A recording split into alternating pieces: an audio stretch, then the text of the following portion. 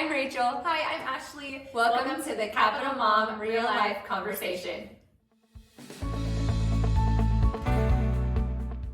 So Capital Mom approached us back at the end of 2023 and asked us to create some content talking about motherhood, our motherhood journeys, and just some relatable conversations that we could have with you, talking about all the different things that we've experienced through our motherhood journeys and things that you've probably experienced as well. And as we continue to experience. Right.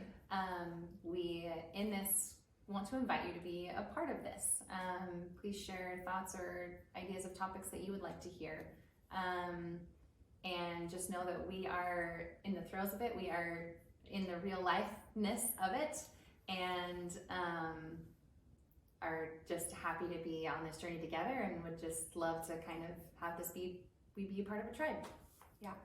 So before we get started, we're just going to introduce ourselves a little bit more so you feel like you know us. So my name's Rachel again. I am a mom of 3. I have a daughter named Ellie who's 6, Brecken who is 4, and Finley who is 1. I grew up here in Lincoln. I went to Hawthorne, Leffler, and East High.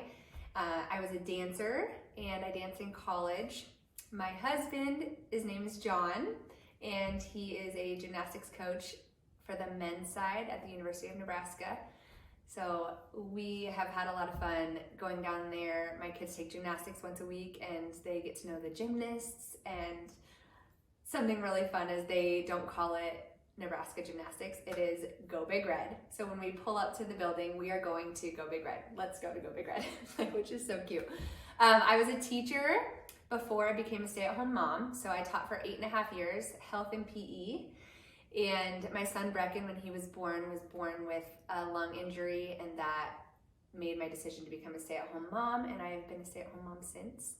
I love it.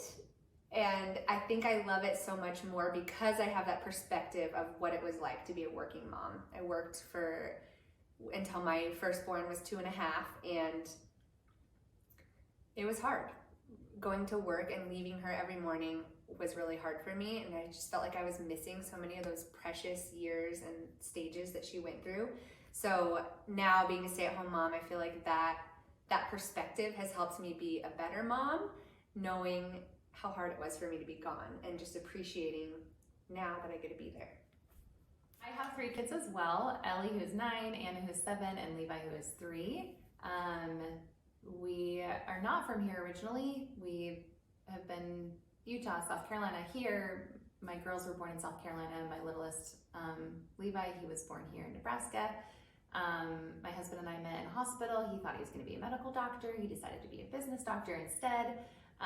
So he works actually at UNL at the business college. He's a professor there. And I work at an OBGYN clinic, still getting to utilize my nursing skills. It allows me to get out of the house, use those. I really love that. So that's us. Okay, so each time we meet, we're gonna share either a glimmer or a dimmer from something that just happened recently in our lives. So I'm gonna start with the glimmer, which is happy ray of sunshine. My daughter Ellie, my oldest, is very into lots of different things. Like, she has a lot of passions and always is wanting to do things and comes up with these ideas all the time. And sometimes we can make them happen and sometimes we just can't. Because I'm like, there's only so many hours in a day. So she came home last Friday from school with a book about tea parties. And she wanted to have a tea party. And I was like, we'll see. Like, she wanted to make at least 3 or 4 different creations from this book. And so on Saturday afternoon, we made some sponge cake, and she asked me if I had texted her friends, and I said, no, I have not texted your friends yet. And then on Sunday morning, she asked me, have you texted my friends? And I said, no, I have not texted your friends yet. So finally I texted, Ashley was out of town, so I texted her husband and said, hey, is there any way Anna could come over for a tea party today? And he was like, yes, great. And then, so it happened, our neighbor texted and asked if they could have a play date. So I was like, yes, come over for a tea party. And then we had another friend that I was like, hey, want to come over for a tea party? So we had this adorable little tea party. We got the living room set up all fancy, and everybody came dressed up, and it was the cutest thing ever to see all the little girls and just making her little dream come true over such a short period of time. And it just felt like such a glimmer seeing them, like sitting here looking at our dining room table, seeing these little girls pouring their tea, and of course my son Brecken, who is perfectly happy hanging out with all the little girls. Yes. He's so good at that. Mine is actually a dimmer that I'm going to share. And it was literally this morning as I'm getting ready. We're getting ready to come here. And my little guy is 3 and he's here with me. He did a little daycare a couple times a week, but not today. And I am putting my makeup on, and I look over and he's squatting in the tub because we have color change cars that he loves to play with. They are so fun. And I will just let him play in the tub while I'm getting ready. I look over, I see he's squatting and looking down, and then he says, "Mom, I just pooped in the bath." So I had cleanup duty. Yeah. I did a little cleanup duty before coming over here. Just, the very realness of toddlers and motherhood, and I don't have a dog, but I was literally cleaning up as if I did. So anyway, Okay, that just made me think.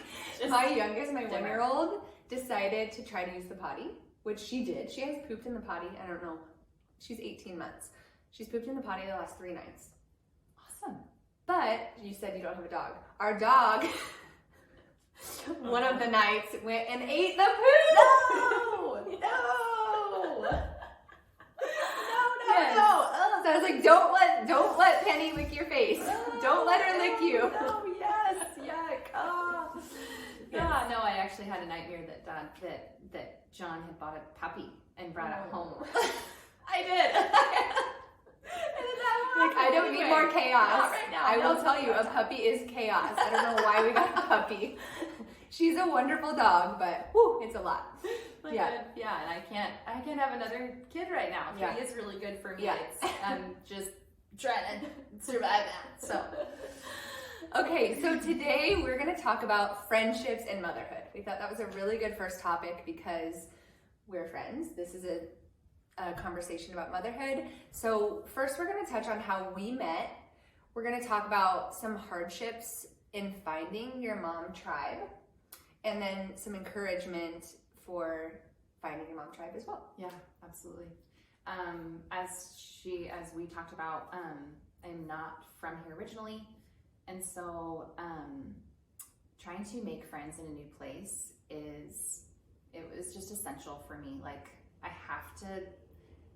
I've learned about myself that having friends, mom friends, other mothers, other women, they don't even have to be moms at the time, but just other women that can be supports to me, that I can feel like maybe I have anything to offer to them, have a back and forth there, that's really valuable. But when you get to a new place, and it is such a clean slate, we have no family here, you have to put yourself out there, and that is hard, and that is not easy, and it's very different depending on what phase of life you're in. But it also feels like no matter what phase of life you're in, you gotta just do it, because otherwise it's not gonna happen.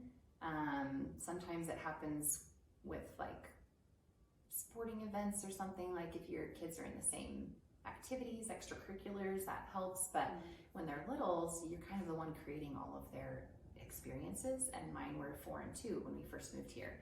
So something I will say about that, and then kind of roll into how we met, was it's exciting when you first move a new place and there's lots of newness and you're kind of taking it in, and there's adrenaline, but there's also a very genuine exhaustion of putting yourself out there and wondering, are you going to be a friend? Are you going to be my friend? Are we going to jive? How about our husbands after this? Yeah. Are they going to be friends? Totally. And are our kids going to like each other? Do we have the same parenting styles? And just so many unknowns, and just you're just putting yourself out there so much, hey, can I get your number? Should we be friends? And that is, like I say, kind of exciting in some ways, but very tiring. It's a lot for someone. It's almost like dating, friendship dating. Friendship dating is what it really is, what it can feel like sometimes. And just trying to be putting yourself out there and then making that effort to reach back out to that person to say, hey, I'm going to this park. Do you want to come along? Mm-hmm. So anyway, I had not been here probably longer than a year. And I grew up on a farm. There's a cute little place called Little Red Farm. That's very cute. It's a really fun little spot. Anyway, it's just outside of town. We decided we're going to go for story time. So we head out there for story time, and happened to notice that my daughter's playing with another little girl, and I saw this other mom, and just we striked up a conversation, and again, just kind of putting yourself out there a little bit, like, hi, and who's your kid, and you were holding your kiddo, or you were pregnant with Brecken at the time. Brecken was like 3 months old or something. Yeah. Okay. My second born was tiny, and she had just had 2. She had not had Levi yet either when we met. Yeah, it was. So each had 2. A twinkle yet. Yeah. But we started chatting, and then we learned that, oh, my husband works at UNL. Oh, so is mine. Oh, my husband's name is John. Oh, so is mine. Oh, my oldest daughter's name is Ellie. Oh, so is mine. Yeah. And then we were like, do you want to be friends? And then we come to find out that we live literally like 2.5, 3 minutes away from each other. And so looking back on it all and seeing like, so my firstborn and her secondborn are in the same grade, and they are, I would say, best friends. Yeah. They're really close friends, and just seeing how like God orchestrated our friendship is like amazing to me. I just feel like how it all worked out with like, it's really hard to find, and it's really rare to find that where, like she said, like your husbands get along, we get along, our kids get along, we live close, like that doesn't happen very often. Mm-hmm. So I just feel really grateful to have found that. And the other thing, Ashlee, I had never met somebody like you that was so willing to put yourself out there. I feel like I go to a lot of places where I see like cute moms and I'm like, oh, I would like to talk to her. She looks like somebody I'd be friends with, but I would just be like, hi. And I wouldn't take it any further than that. But seeing Ashlee do that day, and we clearly were both in need of like a friend, a mom friend, has inspired me now, and I hope will inspire you to not be afraid to approach people. And if your kids are playing with somebody and that mom looks relatable, go up and say hi and introduce yourself, and not being afraid to ask for their phone number. Because I think that's the scary part, where it's like they're getting ready to leave and you're like, oh shoot, I wish I had their number. And so do it. Like, that's the cool thing I learned about you. And that she worked to build her tribe, and now she has this amazing tribe where, like, if she goes out of town, she has her people to watch your kids and to take care of your kids. And I'm just so impressed that you, like, made that happen. Like, you worked so hard to make it happen. But also, I think there was a grander, helping you as well.